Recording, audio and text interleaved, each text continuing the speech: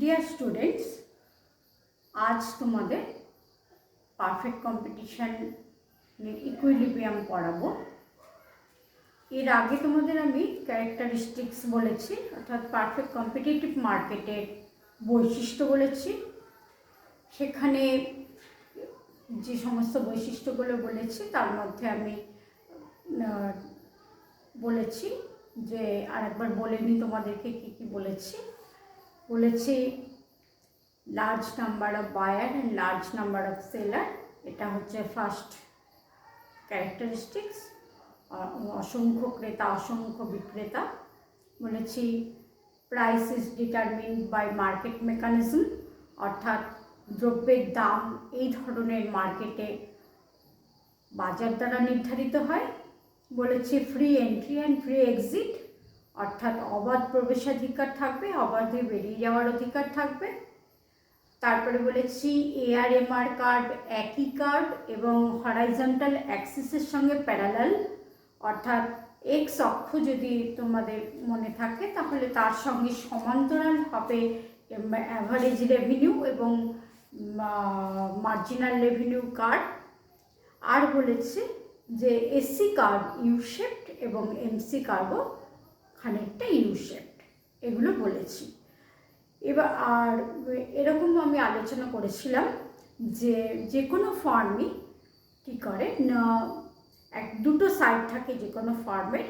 একটা থাকে তার রেভিনিউ সাইড অর্থাৎ আয়ের দিক, আর একটা থাকে কস্ট সাইড অর্থাৎ ব্যয়ের দিক।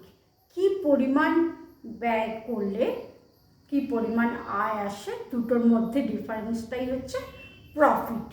তো একটা প্রোডাকশন ইউনিটের প্রফিট সবসময় হবে, এটাই আমরা আশা করব।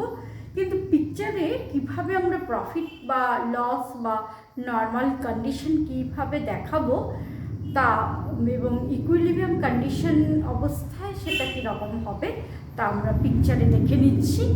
ফার্স্ট পিকচার আমি যেটা ড্র করতে যাচ্ছি তার জন্য আমাকে ইকুইলিব্রিয়াম কন্ডিশন মনে রাখতে হবে।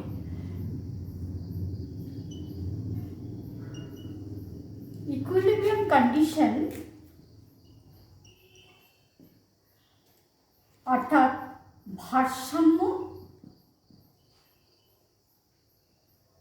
ভারসাম্যের শর্ত।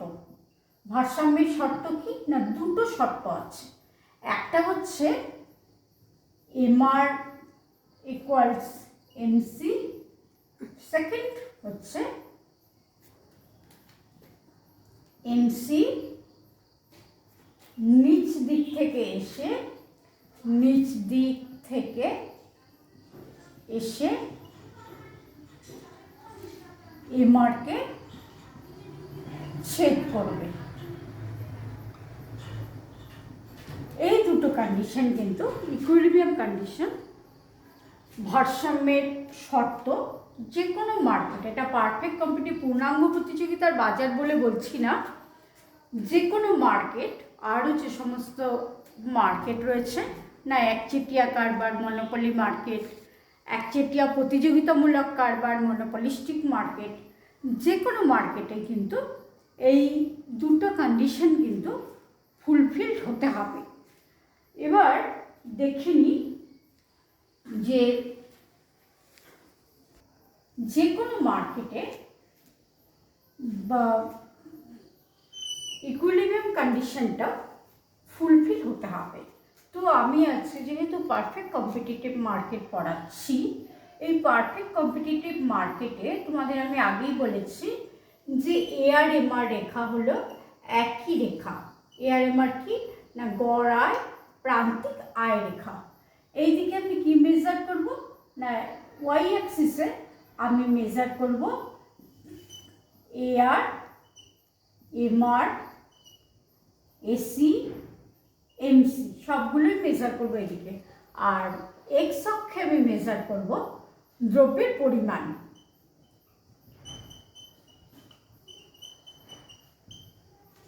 এটা অরিজিন, মূল বিন্দু। AR/MR রেখা এক্স অ্যাক্সিসের সাথে প্যারালাল লাইন, সমান্তরাল রেখা।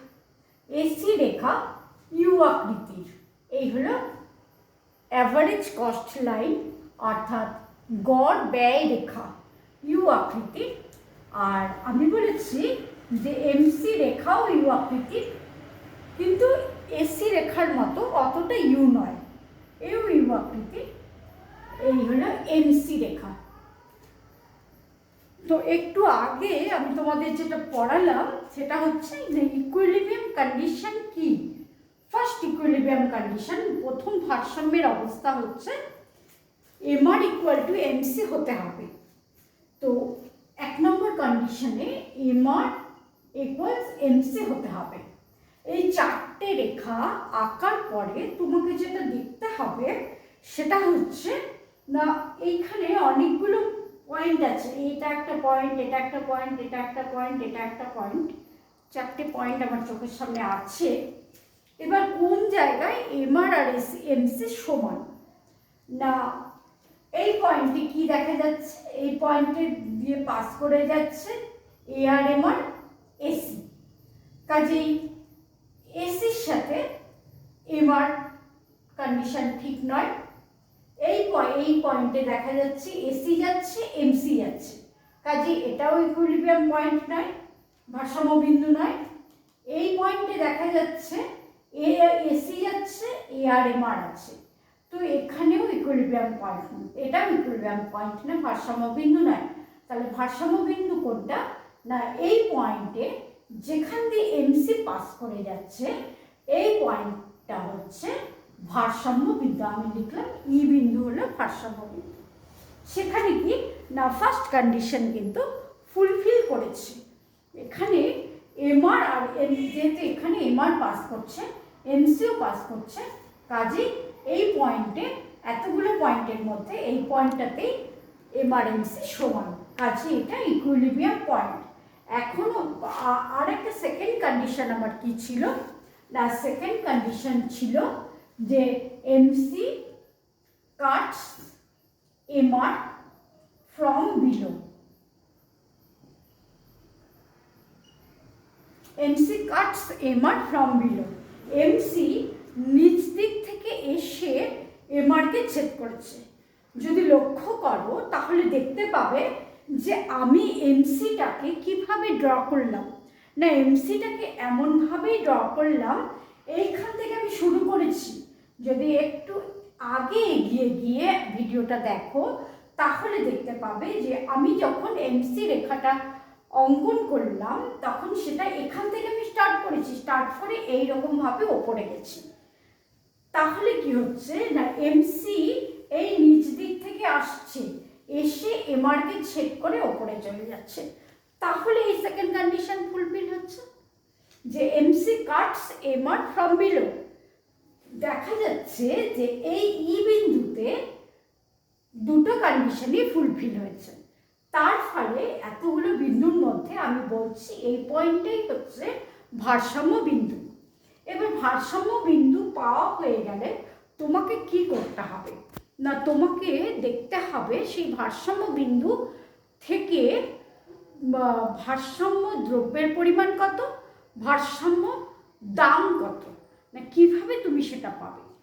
তুমি পাবে এমনভাবে যে তুমি যদি ভারসাম্য বিন্দু বরাবর ভার্টিক্যালি নিচে নেমে আসো, অর্থাৎ লম্বভাবে নিচে নেমে আসো এক্স অক্ষে, তাহলে তুমি দ্রব্যের পরিমাণ পাও। এবং তুমি যদি এআর পর্যন্ত চলে যাও ভারসাম্য বিন্দু থেকে, তাহলে তুমি দ্রব্যের দাম পাও। এবার আগের ক্লাসে আমি তোমাদের বলেছিলাম যে টোটাল রেভিনিউ অর্থাৎ মোট আয় যেটা তুমি পাচ্ছ, সে মোট আয়টা কি, মোট আয়টা হচ্ছে দ্রব্যের দাম আর দ্রব্যের পরিমাণের গুণফল।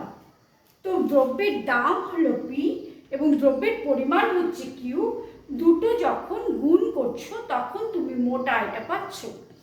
এই মোট আয় এখানে তাহলে কত, গ্রাফিক্যালি আমি যেটা প্রেজেন্ট করতে যাচ্ছি সেখানে মোট আয় হলো, এই হলো দ্রব্যের পরিমাণ, এই হচ্ছে দ্রব্যের দাম।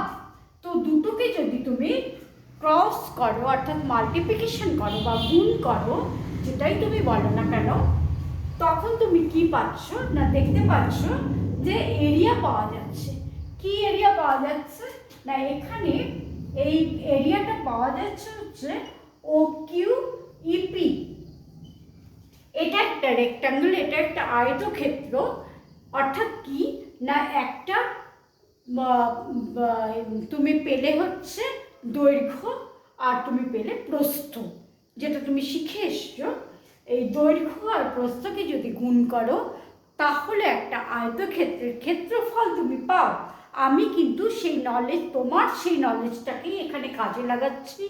কি বলে না, মোট আয়ের পরিমাণ কত না, দ্রব্যের দাম আর দ্রব্যের পরিমাণকে গুণ করে। তা আমার দাম ছিল ওপি আর দ্রব্যের পরিমাণ ছিল ও কিউ। তাহলে ওপি আর ও কিউকে গুণ করে আমি কি পেলাম না, এই এরিয়াটা পেলাম না। সেটা হচ্ছে রেক্ট্যাঙ্গেলের চিহ্নটা আমি দিয়েছি, দেওয়ার পরে আমি বলেছি সে রেক্ট্যাঙ্গেলটার নাম কি না, আয়তক্ষেত্রটার নাম হচ্ছে ও কিউ ইপি। এবার এটা গেল কি, এটা হচ্ছে টিআর। আর কি দেখতে হবে, যে দেখতে হবে প্রফিট দেখানোর জন্য তোমাকে দেখতে হবে যে টোটাল কস্ট কত, টোটাল কস্ট টিসি কত। টিসি তুমি কোথা থেকে পাবে না, টিসি তুমি পাবে হচ্ছে এসি থেকে। ইকুইলিব্রিয়াম থেকে তুমি যখন নিচের দিকে নামছো, সেই ইকুইলিব্রিয়াম পয়েন্ট যেখানে নিচের দিকে নামলে লম্বভাবে, সে যখন তোমাকে এই এসি রেখা যে পয়েন্টে পাস করলো, সেই পয়েন্ট থেকে তুমি বাঁ দিকে চলে যাচ্ছ। বাঁ দিকে পেয়ে গেলে ধরো এম এন বিন্দু, আমি যেটা আঁকলাম।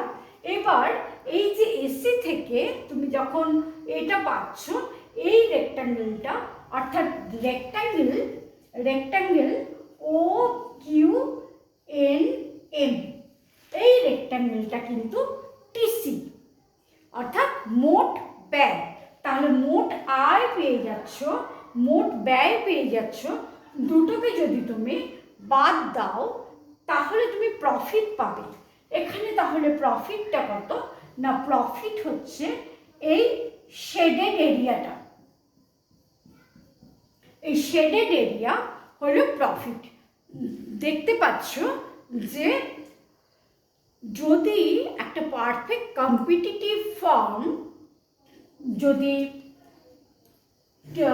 শর্ট রান ইকুইলিব্রিয়ামে থাকে, অর্থাৎ তোমার স্বল্পকালে যদি ভারসাম্য অবস্থা থাকে, তাহলে প্রফিট আর্ন করতে পারে। যদি পিকচারে তুমি দেখাতে চাও তাহলে এই পিকচারটা তোমাকে ঠিকভাবে শিখে নিতে হবে। আজকে এই পর্যন্ত, পিকচারটা ভালো করে শিখবে।